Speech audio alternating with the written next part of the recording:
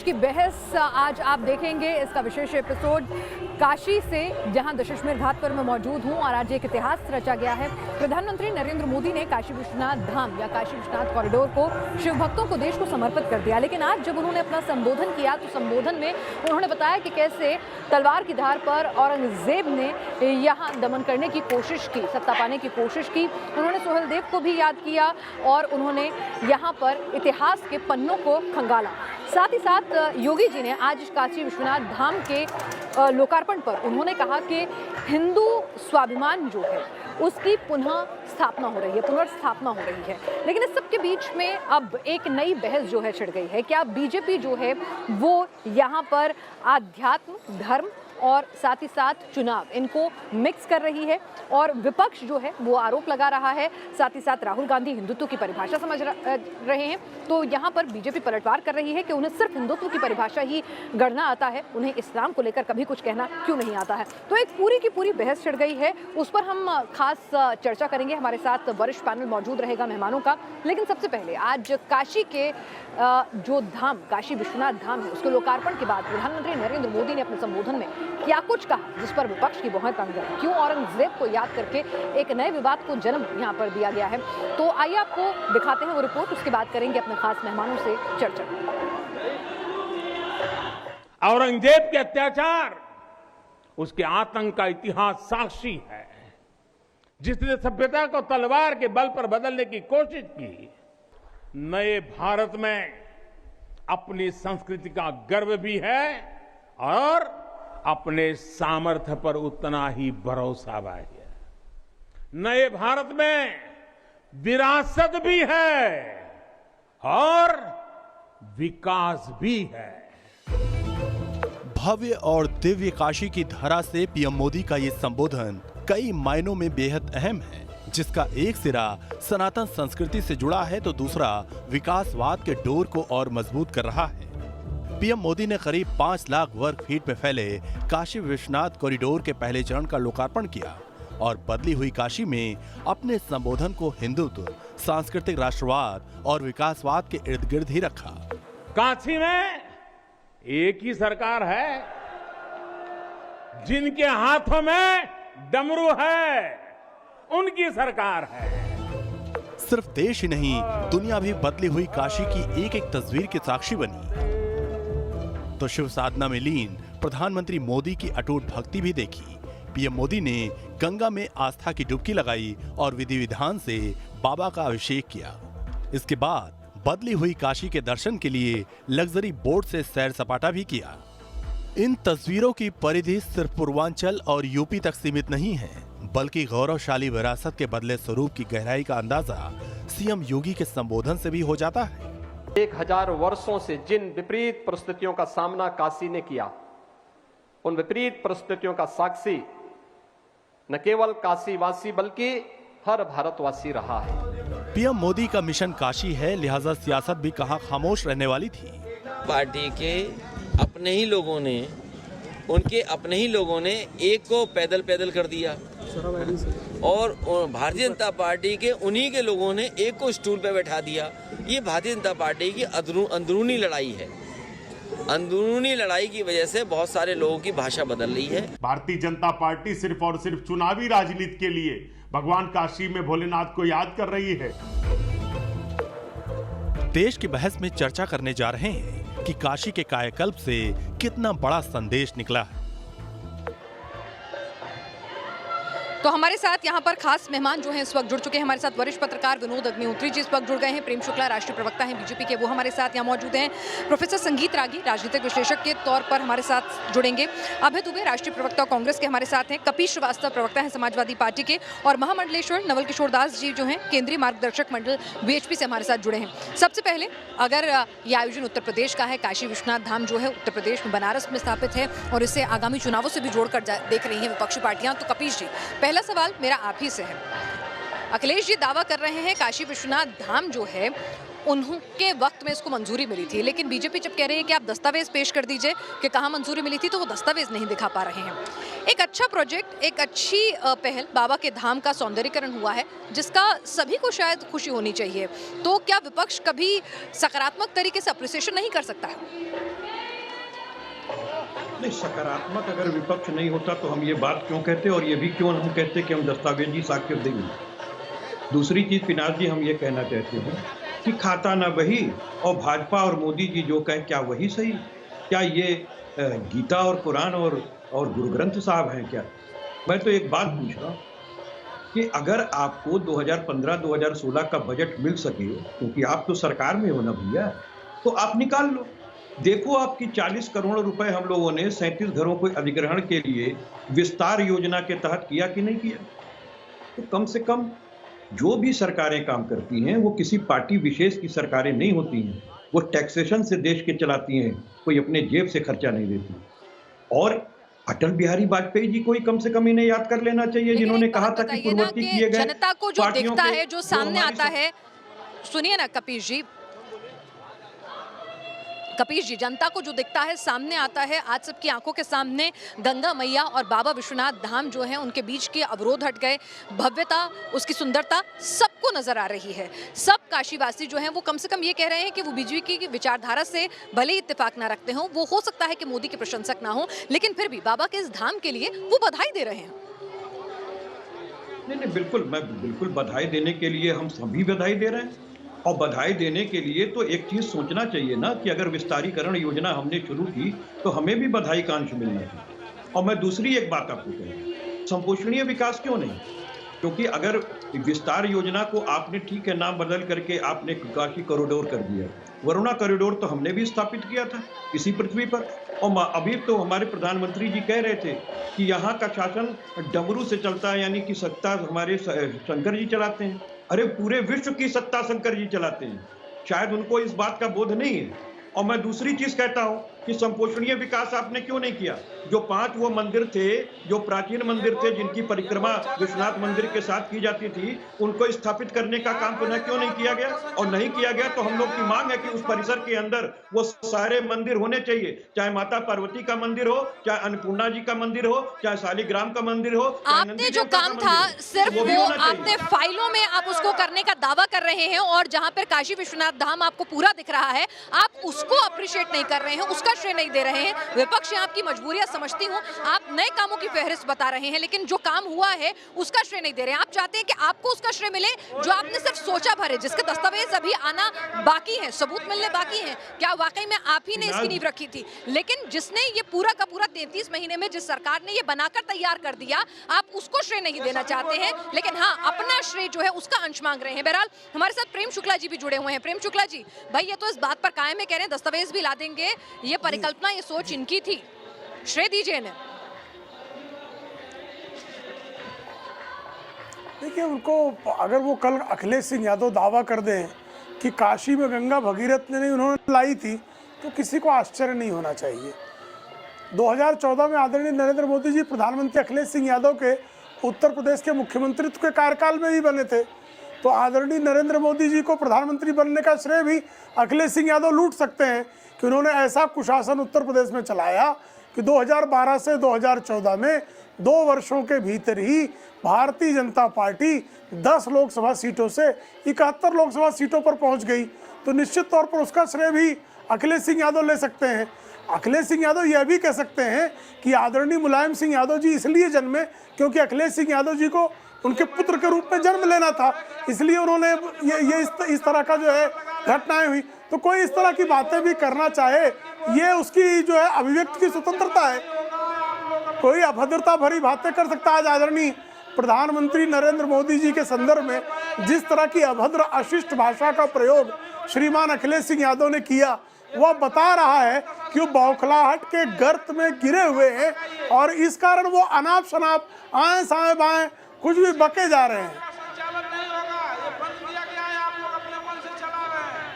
चलिए यहाँ पर कांग्रेस को भी यहाँ इस चर्चा में शामिल करते हैं। अभय दुबे जी भी हमारे साथ हैं। अभय जी, भाई क्या चक्कर है कि जब भी कुछ ऐसा बड़ा होने वाला होता है, एक तरफ तो आप सॉफ्ट हिंदुत्व की तरफ जाते हैं, एक तरफ प्रियंका जो है बाबा का आशीर्वाद लेने आती हैं, गंगा में डुबकी लगाती हैं, राहुल मंदिर जाते हैं, और दूसरी तरफ हिंदुत्व की परिभाषाएं गढ़ने लगते हैं। तय नहीं कर पा रहे हैं कि किस ओर जाना है। नहीं, वो तो साफ है, हम हिंदू धर्म को धर्म मानते हैं। मोदी जी और भागवत साहब सार्वजनिक मंचों से कहते हैं कि हिंदू धर्म है ही नहीं, जीवन पद्धति है। वो सर्वोच्च अदालत के इलेक्शन कमीशन ऑफ इंडिया के बेसिस पर जो निर्णय आया उसकी व्याख्या करते हैं। सत्ताचार्य तय नहीं करेंगे, शंकराचार्य तय करेंगे हिंदू धर्म की व्याख्या को। आज मैं ब्रह्मांड के स्वामी काशी विश्वनाथ के एक अलौकिक मंदिर के लिए उनके चरणों में नमन करता हूँ और आदि अनादि अनंत अखंड अभेद अखेद सुभेद कहावे, अलख अगोचर रूप महेश को जोगी जति मुनि जान न पावे। भगवान शंकर हमारे भी आराध्य हैं।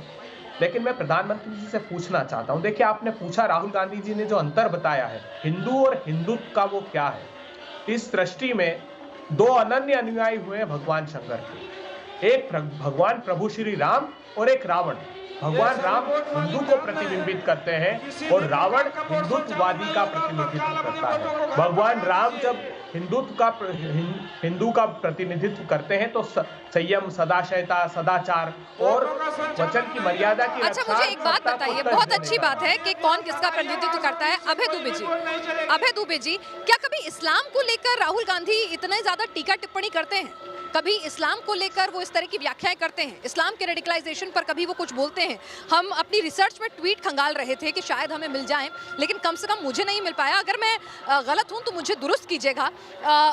आप बताइए कि यहाँ पर संबित पात्रा ने भी सवाल पूछा है आपसे कि भाई इस्लाम को लेकर कभी वो इस तरह की व्याख्या नहीं करते, इस्लाम को लेकर वो कभी इस तरह का भय या उसको लेकर इतने मुखर नहीं होते हैं, तो हिंदुत्व को लेकर ही वो बार बार इस तरह के बयान क्यों देते हैं?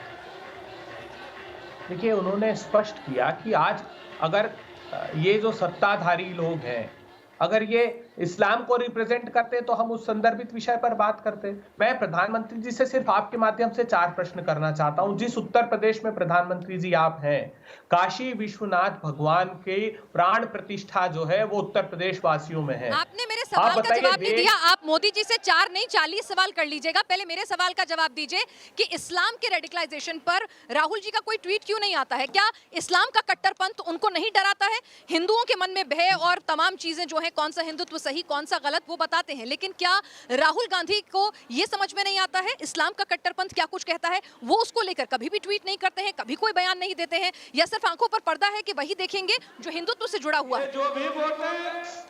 पिनाक जी, कट्टरवाद के खिलाफ राहुल गांधी जी ने, चाहे वो अब इस्लाम का हो चाहे हिंदू का हो, सभी धर्म को कट्टरवाद के खिलाफ उन्होंने दृढ़ता से आवाज उठाई है। वो कट्टरवाद के ही तो खिलाफ है। मैं इसलिए आपसे पूछना चाहता हूं आपके माध्यम से प्रधानमंत्री जी से कि प्रधानमंत्री जी, अभी आपके नीति आयोग ने रिपोर्ट जारी की, उत्तर प्रदेश 37.89% वो मुझे ट्वीट नहीं मिला, मुझे उनका बयान नहीं मिला। मुझे दुरुस्त कीजिएगा अगर राहुल गांधी का कोई बयान या कोई ट्वीट आया हो। मैं अभी कह रही हूँ, आपको थोड़ा वक्त दे रही हूँ, चर्चा में प्रोफेसर रागी को भी जोड़ लेती हूँ। अगर कोई ट्वीट या बयान आया हो तो जरूर मुझे दुरुस्त कीजिएगा, क्योंकि इस्लाम को लेकर मुझे राहुल गांधी का कोई ऐसा बयान जो सवाल उठाता हो या रेडिकलाइजेशन पर कुछ कहता हो, वो मुझे तो नहीं मिल पाया। 1 मिनट में आपको चर्चा में दोबारा शामिल करूंगी, लेकिन रागी जी अभी चर्चा में शामिल नहीं हो पाए हैं।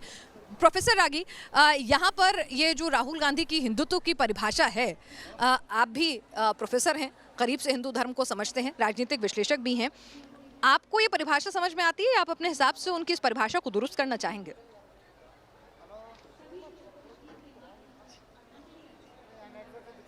देखिए, हिंदुत्व जो है वो गुणवाचक संज्ञा है और हिंदू होने को ही हिंदुत्व कहते हैं।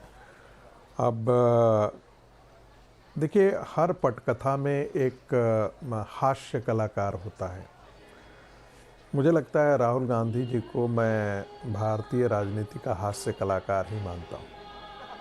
और कांग्रेस के लिए इतना बर्डन कि जब भी वो बोलते हैं, जैसे कांग्रेस की 13वीं के लिए तैयार कर रहे हैं राहुल गांधी, जितनी बार वो हिंदुत्व को गाली देंगे, जितनी बार वो हिंदू समाज को गाली देंगे, उनकी सरकार ने भी यही किया था। राम उनके लिए आराध्य नहीं थे, उनकी ही सरकार के एक मंत्री थे जो राम को भाई और बहन मानते थे, सीता जी को।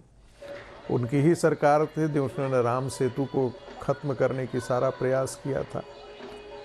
जो काशी का जहाँ तक मामला है, मुझे लगता है आपको याद होगा 2014 में जब नरेंद्र मोदी जी ने वहाँ से लड़ने की ठानी थी, तो उन्होंने कहा था, एक चीज़ कहा था, भारतीय राष्ट्रवाद और भारतीय संस्कृति का यह नव उद्बोधन होगा। इस देश के 3 ऐसे मंदिर थे जिनके बारे में हिंदू समाज ने उनके जीर्णोद्धार का संकल्प किया था। जिनको आतंकवादी बर्बर एक समुदाय के आक्रांताओं ने तोड़ा था, वो राम मंदिर हो अयोध्या का, दूसरा काशी का विश्वनाथ मंदिर था जिसे औरंगजेब ने तोड़ा था, और मथुरा का कृष्ण मंदिर हो जिसे औरंगजेब ने तोड़ा था। दुर्भाग्य है कि कांग्रेस पार्टी ने कानून बना करके उनके जीर्णोद्धार की सारी कवायदें बंद कर दी, सारे रास्ते बंद कर दिए थे। अयोध्या का तो उद्धार हो चुका है। मुझे लगता है कि काशी बाबा विश्वनाथ के मंदिर के उद्धार के प्रति ये पहला चरण है, और हमें पता है कि भारत का हिंदू समाज अब जाग चुका है। वह बाबा विश्वनाथ के मंदिर के पूर्ण उद्धार के लिए निश्चित तौर पर संकल्पित होगा, और मथुरा का मंदिर भी निश्चित तौर पर मुक्त होगा। चलिए, इसका जवाब मैं समाजवादी पार्टी से भी लूंगी कि कृष्ण मंदिर भव्य बनाने के लिए यदुवंशी जो हैं वो क्या कुछ करेंगे। लेकिन इससे पहले मैं यहाँ पर अभय दुबे जी के पास जाना चाहूंगी। अभय दुबे जी, यहाँ तो बड़े बड़े आरोप लगा दिए हैं, राहुल गांधी को हास्य कलाकार कह रहे हैं, कांग्रेस की 13वीं कराने की बात कह रहे हैं, और आपने ऐसे कानून बनाए कि हिंदुओं के मंदिर जो हैं वो उनका जीर्णोद्धार ही ना हो सके। बड़े आरोप हैं। नीति के निराश कलाकार हैं ये लोग।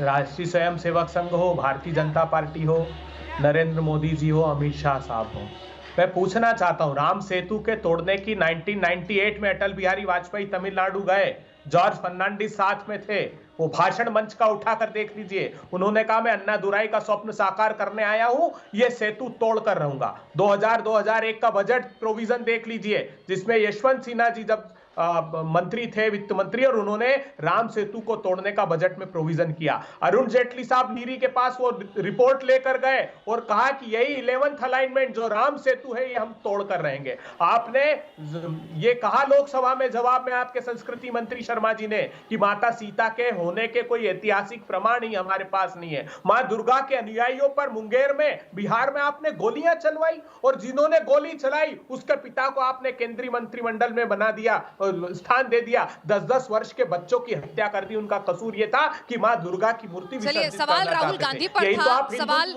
सवाल कांग्रेस को लेकर था, आपने उल्टे सवाल दाग दिए, सवालों के जवाब नहीं दिए हैं, आपने उल्टे सवाल दाग दिए हैं।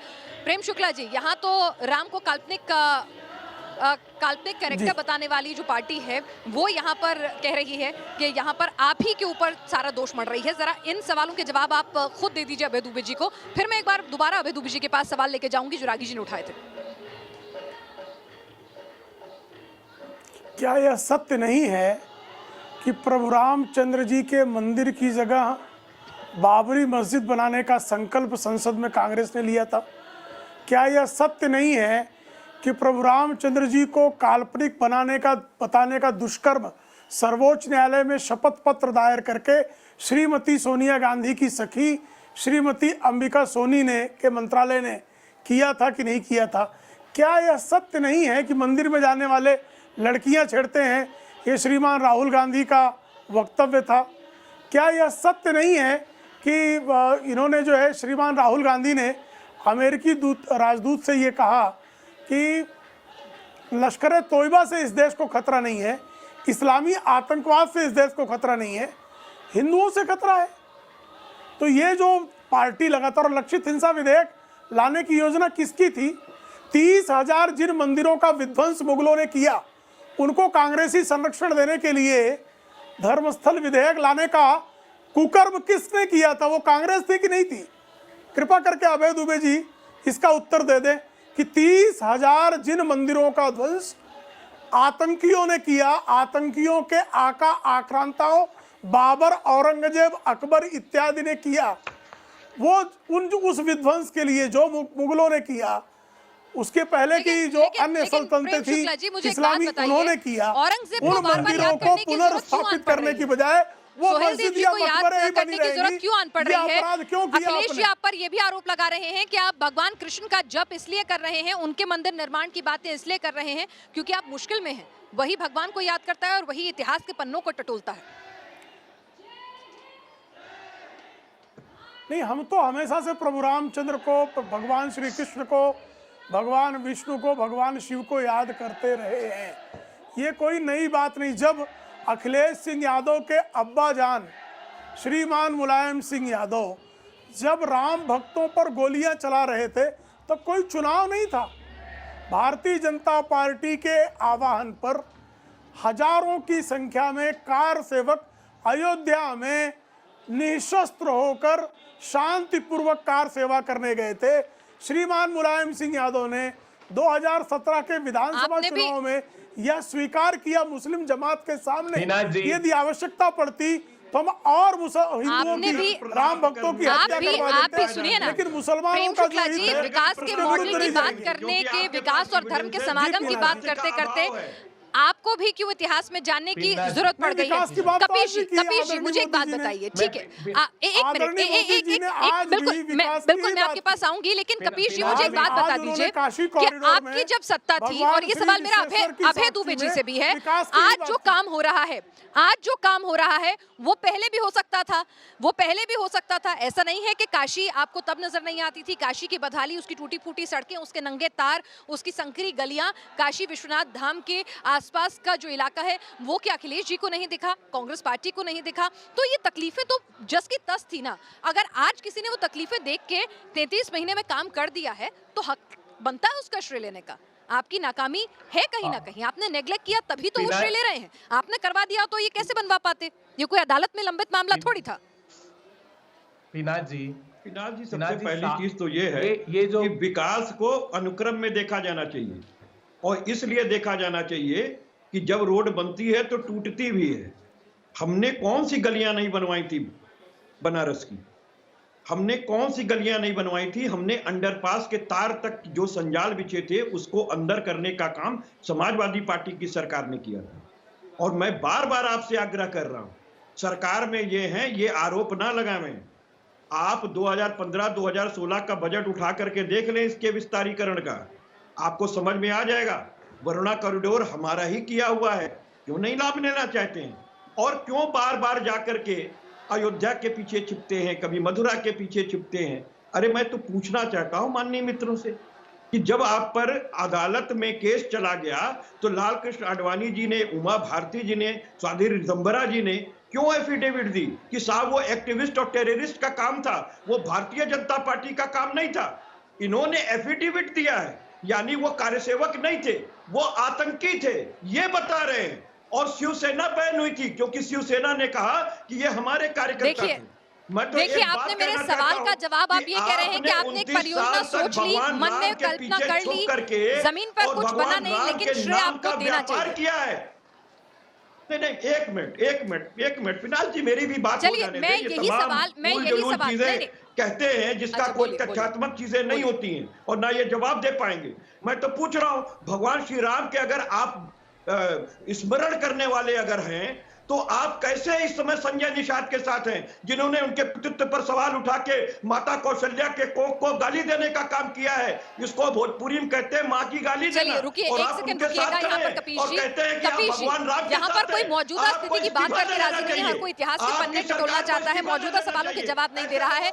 यहाँ छोटे से एक सेकेंड रुकिए, हमारे साथ रॉय साहब जुड़ गए हैं, हमारी ऑडियंस है वाराणसी से ही, वो बताएंगे कि वो पूरी चर्चा सुन रहे हैं, मोदी जी को श्रेय देना है या धर्म और पॉलिटिक्स का। मनोज राय जी, आपको इसमें कॉकटेल नजर आता है, पूरी चर्चा आप सुन रहे हैं, क्या कहेंगे आप? मैं तो इतना कहूंगा कि जो मोदी जी ने कर दिखाया वो शायद भारत में सनातन धर्म के लिए किसी ने नहीं किया, और मोदी जी ने एक इतिहास रचा, वो शायद ये लोग समझ नहीं पाएंगे, केवल राजनीति करेंगे और हमें राजनीति से कोई लेना देना नहीं। लेकिन मैं इतना जानता हूं कि मोदी जी ने 6-7 सालों में जितना बनारस को देखा है, जितना ध्यान दिया है, यहाँ पे इतने सांसद हुए लेकिन किसी ने नहीं। हमेशा यहाँ पे लोग जीतते थे, दिल्ली जाके बैठ जाते थे, लेकिन मोदी जी ने जो कार्य करके दिखा दिया वो इतिहास बना दिए, वो इतिहास पुरुष हैं, उनका बराबरी कोई नहीं कर सकता। चाहे बनारस का मंदिर हो, चाहे घाट हो, चाहे शहर हो, चाहे हर तरफ देख लीजिए विकास की धारा बह रही है। बिल्कुल मनोज राय जी, हमारे दर्शक की ये राय है, लेकिन यहाँ अभय दुबे जी भी हमारे साथ लगातार जुड़े हुए हैं, संगीत रागी जी भी हैं, और अभी हमारे साथ विनोद अग्निहोत्री जी भी वरिष्ठ पत्रकार जुड़ गए हैं, नवल किशोर दास जी भी जुड़ेंगे। एक छोटे से ब्रेक के बाद विनोद जी और नवल जी के पास जाऊंगी, उनसे जानूंगी उनका पॉइंट ऑफ व्यू, लेकिन एक छोटे से ब्रेक के लिए यहाँ रुक रहे हैं।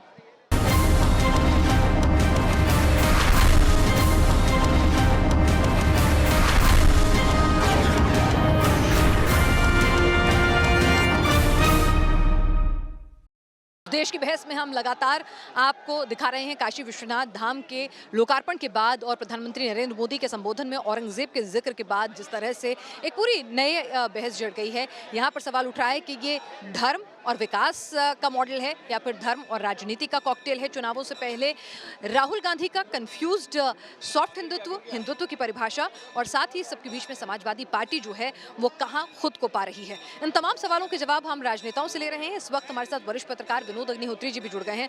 विनोद जी, राहुल गांधी की टाइमिंग जो है वो बड़ी अजीबोगरीब होती है हिंदुत्व की परिभाषा को याद करने की। एक बार फिर उन्होंने एक अलग ही परिभाषा दी, बीजेपी को मौका दिया और यहाँ पर प्रधानमंत्री के संबोधन से औरंगजेब का जिक्र, सोहेलदेव का जिक्र क्या कुछ कहता है?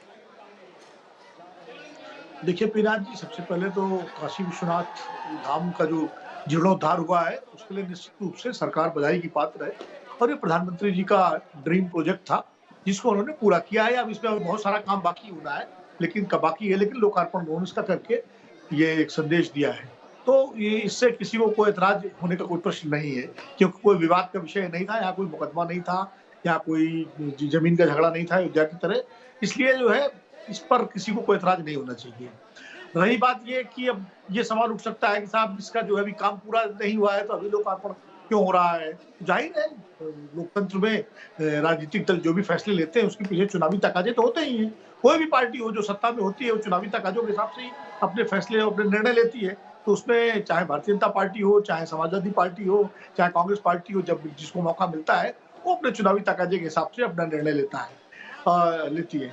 दूसरी बात यह है कि निश्चित रूप से चूंकि 2 महीने बाद 3 महीने बाद 2 महीने के भीतर 3 महीने के भीतर चुनाव होने हैं उत्तर प्रदेश में, तो ये जो पूरा प्रोजेक्ट है ये एक मुद्दा तो बनेगा पूर्वांचल में खास करके और उत्तर प्रदेश में, क्योंकि बाबा विश्वनाथ का धाम जो है वो देश विदेश ही नहीं पूरे विश्व के हिंदुओं की आस्था का केंद्र और सिर्फ हिंदुओं का ही नहीं, उसमें तमाम सारे गैर हिंदू भी वहां आकर के जो है देश विदेश से आकर के काशी आते हैं और वहां आकर के अपना समय व्यतीत करते हैं और आस्था के केंद्र को देखते हैं।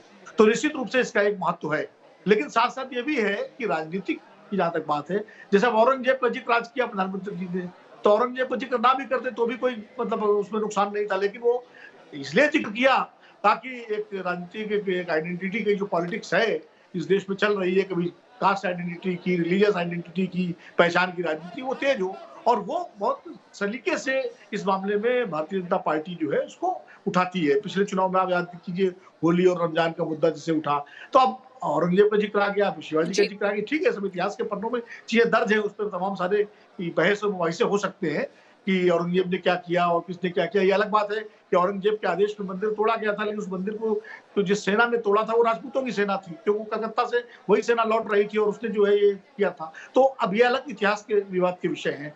अभी जी संजय निषाद के बयान का जिक्र कपीस जी कर रहे थे, वो भी एक मुद्दा है कि जब आप बार बार राम के अस्तित्व की बात करते हैं तो संजय निषाद के बयान पर भी भारतीय जनता पार्टी को जवाब देना पड़ेगा कि आप उनसे कल भैया करके भी चल रहे हैं और वो माता कौशल्या और भगवान राम के जन्म को लेकर जिस तरह के बयान कर रहे हैं उस पर भारतीय जनता पार्टी के लोग चुप हैं। तो कहीं ना कहीं ये सवाल तो खड़े होंगे। ये सवाल अगर कांग्रेस से पूछा जाएगा कि आपने एफिडेविट ऐसा दिया, तो ये सवाल भाजपा से भी पूछा जाएगा, और समाजवादी पार्टी से अगर सवाल पूछा जाएगा कि उन्होंने मुलायम सिंह ने गोली चलवाई थी, तो दूसरे सवाल भी पूछे जाएंगे जो दुर्गा भक्तों पर गोली चली थी। तो राजनीति में, लोकतंत्र में, चुनावी राजनीति में सारे सवाल एक दूसरे से पूछे जाएंगे और पूछे जाने चाहिए, इसलिए मुझे इसमें कोई आश्चर्य नहीं है। लेकिन ये जो काम हुआ है काशी विश्वनाथ मंदिर के जीर्णोद्धार का, निश्चित रूप से सराहनीय है और इसके लिए सरकार और प्रधानमंत्री जी की सराहना की जानी चाहिए।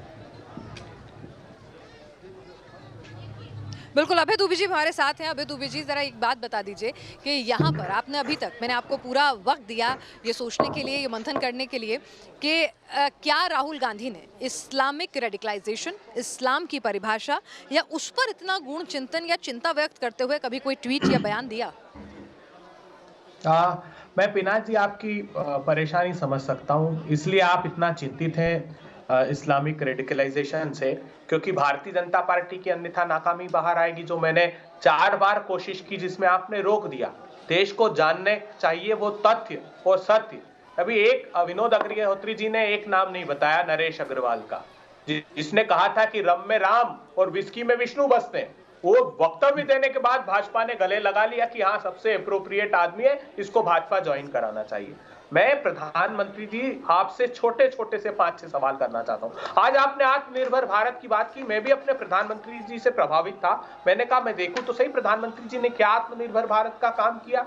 तो पता लगा आज ही लोकसभा का जवाब पढ़ रहा था कि गलवान के हमले के बाद आजाद भारत के इतिहास में पहली बार हुआ कि चाइना का इंपोर्ट इतना बढ़ गया।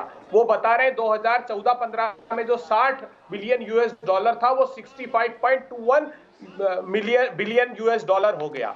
दूसरा, अभय जी, आपको आज की डिबेट का टॉपिक बताया था। ये डिबेट है ही नहीं आपके लिए, न्यूज नेशन के लिए डिबेट है ही नहीं, मैं जानता हूं, क्योंकि वो औरंगजेब की डिबेट करने में आप रुचि रखेंगे इसलिए ताकि नहीं, बिल्कुल न्यूज नेशन के लिए डिबेट है, लेकिन मैंने जो सवाल पूछा आप इस तरह का आरोप नहीं लगा सकते हैं हमारे चैनल के ऊपर। आपको पूरा मौका दिया जा रहा है, आपको जवाब तो दीजिए ना। आप गलवान पर चले जाएंगे, जिस दिन गलवान की डिबेट होगी उस दिन गलवान पर बात कीजिए। बिल्कुल जवाब दूंगी। आपसे मैंने जो सवाल पूछा आप उसका जवाब दे दीजिए, उसके बाद आपके जो सवाल होंगे वो भी लेकर जाऊंगी। चाइना की शरण में भारत का व्यापार कर दिया है, आज की बात है ये, इसको ध्यान रखिए। जिस काशी में आज मोदी जी हैं, मोदी जी ने अभी जो रिपोर्ट जारी की उसमें बताया कि 26.57% लोग गरीबी रेखा के नीचे आ गए नए सिरे से। वहां पर 50.50% लोगों के पास वहां गैस का चूल्हा अब नहीं रहा, ये बताया उस रिपोर्ट ने। फिर से गोबर के कंडे पर वो खाना बनाने के लिए बहुत अच्छी बात है अभय दुबे जी। 58% महिलाओं की स्वास्थ्य की रक्षा नहीं कर पाए मोदी जी। चलिए, जनता ये देख रही है कि न्यूज नेशन ने आपके सामने एक सवाल पूछा था, आपने उसके जवाब में क्या सवाल उठाए हैं और सवाल क्या था, जवाब क्या था, जवाब मिला है नहीं, जनता अपने सामने है। मैंने आपको पूरा बोलने का मौका दिया। यहाँ पर प्रेम शुक्ला जी लगातार हमारे साथ बने हुए हैं। प्रेम शुक्ला जी, यहाँ पर आपके ऊपर भी आरोप लग रहा है कि कहीं ना कहीं आपने आनन फानन में जो तमाम प्रोजेक्ट्स हैं इनका आप जीर्णोद्धार करा आप लोगों ने, लेकिन इनका इनॉग्रेशन कर रहे हैं क्योंकि चुनाव से पहले आप हिंदू सेंट्रिक सेंटिमेंट्स जो हैं उनको भुनाना चाहते हैं। विनाश जी, इनसे संजय निषाद के भी स्टेटमेंट पे ले लीजिए। देखिए, हिंदू सेंट्रिक सेंटिमेंट को भुनाने की आवश्यकता ही नहीं है। कपिश जी का वो जवाब भी दीजिएगा कि अगर एफिडेविट कांग्रेस से कि पूछे जाएंगे। विनोद अग्निहोत्री जी ने भी कहा, एक मिनट प्रेम शुक्ला जी, कि एफिडेविट अगर कांग्रेस के एफिडेविट पे सवाल होगा तो आपके पर ही होगा, निषाद के सवाल पर भी जवाब पूछा जाएगा अगर राहुल गांधी के लिए स्टेटमेंट पे दिया जाएगा। आप दोनों बातों पर उत्तर दें अपना।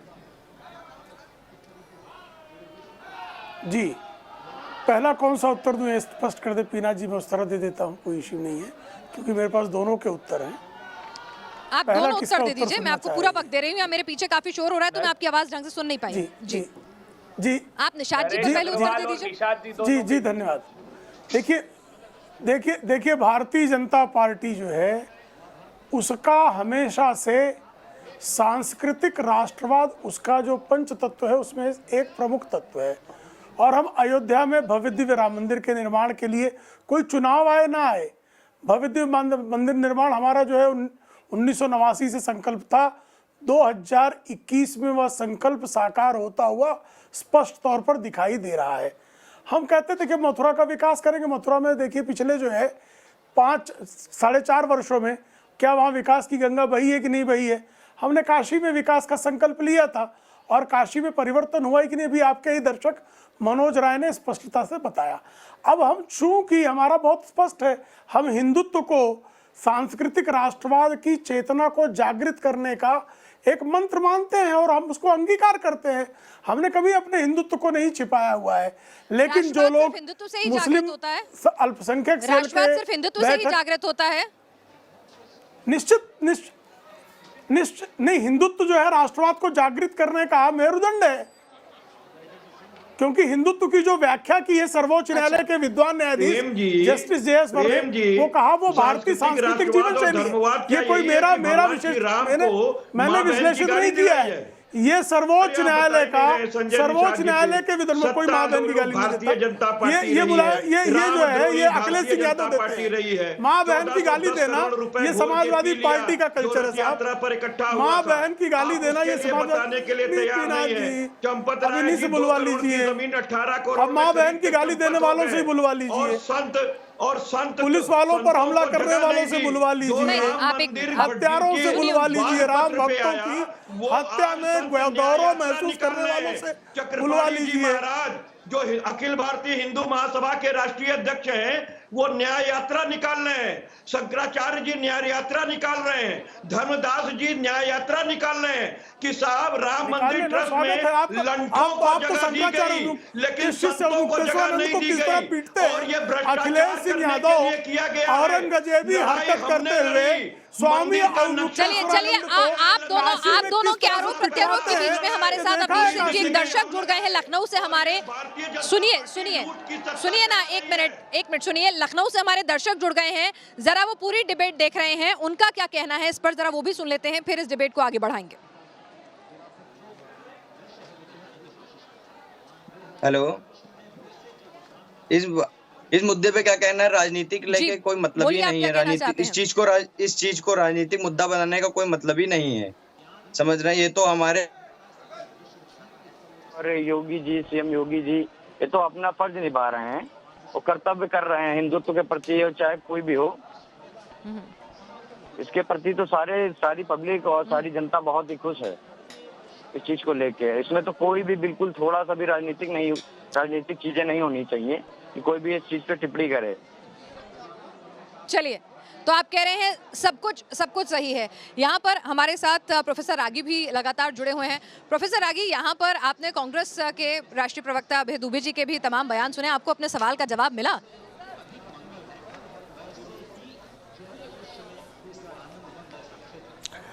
देखिए, अभय जी उस सवाल का जवाब दे भी नहीं सकते हैं, क्योंकि जिस दिन इस्लाम के खिलाफ, तालिबान के खिलाफ और जो इस्लाम के अंदर निहित, अंतर्निहित और अनिवार्य तालिबानी मानसिकता है, उसके खिलाफ एक जुबान भी निकाल देंगे तो राहुल गांधी का धड़ अलग करने की तुरंत धमकियां मिलेंगी और वो वोट तो जाएगा ही जाएगा।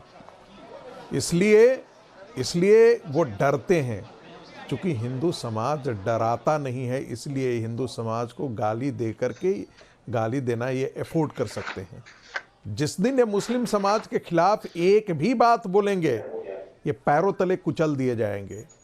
हिंदू रोल आ करके इनके घर और दरवाजे पर बंद करके इनको 100 गालियां देगा, इनको मारने की धमकी देगा।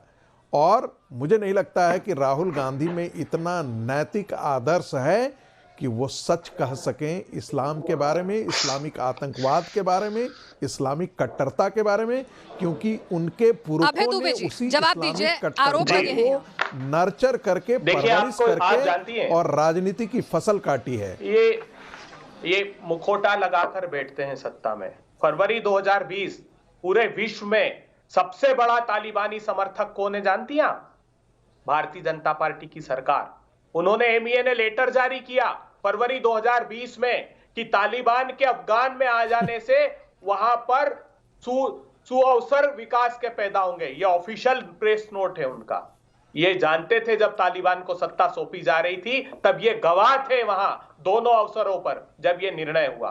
दूसरी बड़ी बात रही, तो इनसे मैं पूछना चाहता हूं, मेरे साथी मित्र, आप ये बताइए, आप जिस संस्था के अनुयायी हैं, राष्ट्रीय स्वयंसेवक संघ, जिसको अंग्रेजों ने पोषित किया, अंग्रेजों के खिलाफ आजादी के आंदोलन में एक बार आपने पार्टिसिपेट नहीं किया, और इस्लामीकरण की आप बात करते हैं। अरे वो श्यामा प्रसाद मुखर्जी जो बुनियाद के पत्थर हैं आपके, अरे तो क्विट इंडिया मूवमेंट को सपोर्ट करने के लिए जवाहरलाल नेहरू कहाँ खड़े थे? जवाहरलाल नेहरू भी क्विट इंडिया मूवमेंट नहीं चाहते थे। बंद हो जाएगी quit India movement Jawaharlal Nehru भी नहीं चाहते थे, मजबूरी में उनको आना पड़ा। क्विट इंडिया मूवमेंट वाला अब्दुल कलाम आजाद भी नहीं चाहते थे। आप पढ़ लीजिएगा इतिहास, वो भी मजबूरी से आए। 2012 में मुस्लिम लीग के समर्थन से स्थानीय निकाय की सरकार आपने बनाई। आप यहाँ ज्ञान बांटते हैं इस्लामीकरण के खिलाफ बोलने की। अरे हमने तो शहादत दी है, उस परिवार के हैं हम जिसने अपने प्राणों को न्योछावर कर दिया। वो मातंगी हाजरा एक के बाद कोई शहादत नहीं दिया, कोई शहादत नहीं दिया। ये मत बोलिए कि आपने कांग्रेस ने शहादत दी। हम शहादत नहीं देते हैं, हमारे हुतात्माएं होती हैं। हम इस्लाम के लिए नहीं मरते हैं, जो इस्लाम के लिए मरता है उसको शहादत बोलते हैं। शहादा जो होता है, शहादा शब्द से बना है, हम शहादत नहीं देते हैं, हमारे लिए वो हुतात्माएं हैं। संस्कारों का देश है, हम निपटना जानते हैं। हमने तालिबान का समर्थन नहीं किया, तुम लोगों ने किया। तालिबान के आ जाने से सुअवसर पैदा होंगे। हम तो रेडिकलाइजेशन, अरे यही करके तो आपने नाश कर दिया इस देश को। आप यही करके तो राहुल गांधी इस्लामिक रेडिकलाइजेशन और इस देश का उसकी निंदा करते हैं। यही कारण है कि आज फिर से आजादी से पहले की सारी चीजें फिर से आगे घटित हो रही हैं। आपने यही करके तो कांग्रेस ने इस देश का नाश कर दिया 70 साल में। यही कारण है कि चलिए, आपने तालिबान पर तो आपने बीजेपी से प्रोफेसर रागी से सवाल पूछ लिया, लेकिन इस्लामिक रेडिकलाइजेशन पर राहुल गांधी के व्यू पॉइंट पर आपने कुछ नहीं कहा। जेल में चले जाते। चलिए एक बार कपीश जी को भी मैं यहाँ चर्चा में शामिल करूंगी। कपीश जी, यहाँ पर अखिलेश जी जो हैं वो तमाम बयान देते हैं। चूंकि भारतीय जनता पार्टी पर आरोप है। जी बोलिए। भारतीय जनता पार्टी सरकार पर आरोप, इसलिए 10 सेकंड दीजिए पीनाथ जी। बोलिए पीनाथ जी। देखिए, मैं अभय दुबे जी से, भारतीय जनता पार्टी की आदरणीय नरेंद्र मोदी जी की सरकार ने तालिबान के समर्थन में MEA ने पत्र जारी किया है, पत्र की ये कॉपी पेश करें। ये पत्र की ये कुछ भी झूठ बोल कर जाते हैं, ये पत्र की कॉपी पेश करें। अभी न्यूज नेशन को पत्र की कॉपी पेश करें। करिए, चलिए। नहीं, पत्र की कॉपी पेश कीजिए ना, डिफेमेशन की क्या बात है जी? नहीं, पत्र की कॉपी पेश कीजिए, डिफेमेशन क्यों?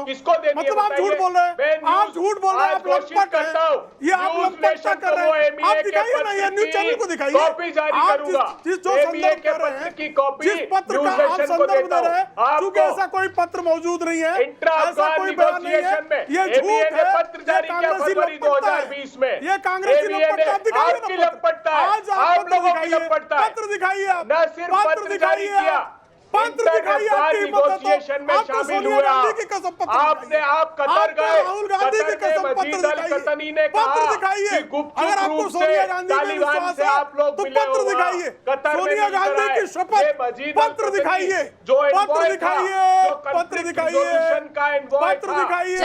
चलिए ठीक है। वो आरोप लगा रहे हैं, वो पत्र देने की बात कर रहे हैं।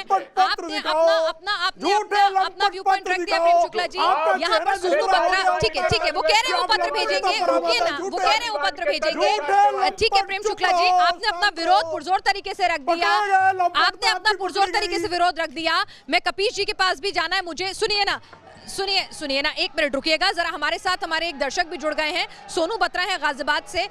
सोनू जी, क्या कहेंगे आप?